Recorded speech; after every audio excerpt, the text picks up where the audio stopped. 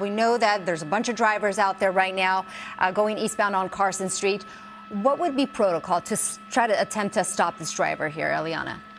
So pit maneuvers are definitely an option with a car this size, but unfortunately, he hasn't really been going slow enough for that to happen. The other option is, of course, a spike strip, but they would pretty much have to determine what street he's going to be on to know where to deploy those spike strips. And at this point, there's really no rhyme or reason to anything that he's done. Oh, look at this. He's driving on the sidewalk. Oh, how incredibly dangerous in a very busy part of town here in Carson, just off of Carson and Main, and he's giving them the address, of course, so that other deputies can respond to the scene and try to, oh, there he is. Yep, there he is.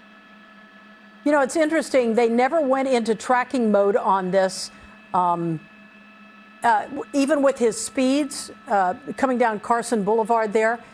Is that the top floor? Does he look to be, Ileana, can you tell? Is he trying to get into an apartment there? I know he jumped the fence.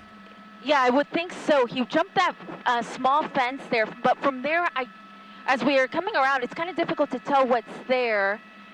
I don't know that he really could have gone anywhere here. There's what looks like perhaps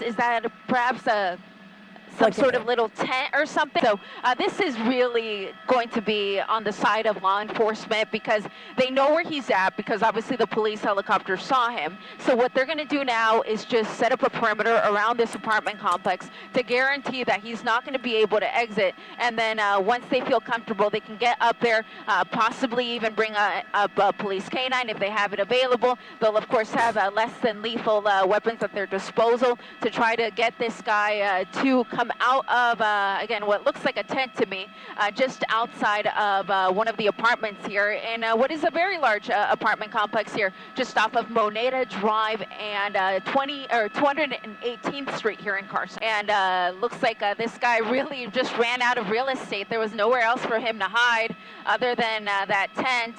So unknown what else may be in there, if there's anything in terms of something that he could use as a weapon. But officers, of course, are going to approach very carefully when the time is right. And once again, as I was saying, really time is on their side now because they know he's hunkered down there.